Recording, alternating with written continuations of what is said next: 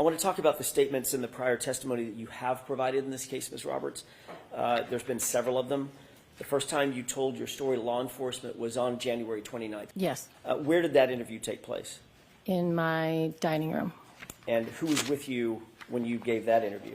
My husband was home. I think my daughter was home at that point. My husband was home. I don't know if the kids were home. Interview, you indicated that at about 5 a.m. you got a call from Karen Reed indicating that John never came home and that she was worried, correct? Correct. You also indicated that she was worried that John may be walking and may have gotten hit by a plow. You relayed that to the officers? Yes. You never said during the course of that interview that my client called you at 5 o'clock in the morning just hours earlier and said he's dead and then hung up, correct? No, I don't believe I said it at that point. I did not remember that until a couple of days later. I see. One other thing that you didn't add in your initial statement was anything about the taillight either, correct? Not. Okay. And you also didn't say anything about any sort of a Google search or the praying that you talked about in the back of the patrol car, anything like that? No. Okay. I don't know. I don't remember. The second time you were interviewed, that was the February 1st interview, was conducted at 12 Country Lane, correct? Yes. And who again lives at 12 Country Lane? Jennifer McCabe. So the second time you told your story to law enforcement, you were literally sitting in Jennifer McCabe's house. Yes.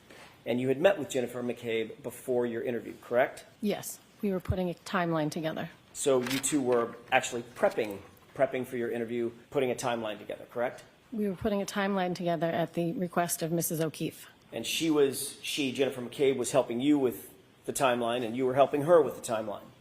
Yes, we were putting together the events of what had happened. So she was helping you, and you were helping her, yes or no?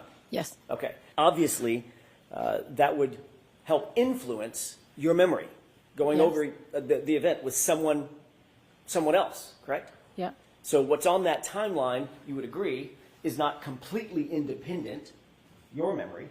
It's a combination of your memory and Jennifer McCabe's memory. Isn't that right?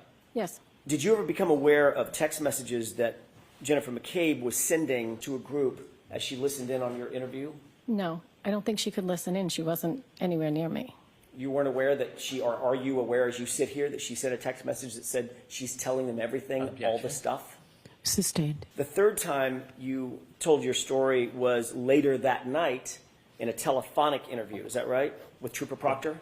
I requested to speak to Trooper Proctor because I had remembered the very first time I spoke with Karen that morning, and I wanted to make sure it was recorded. Okay, that wasn't my question.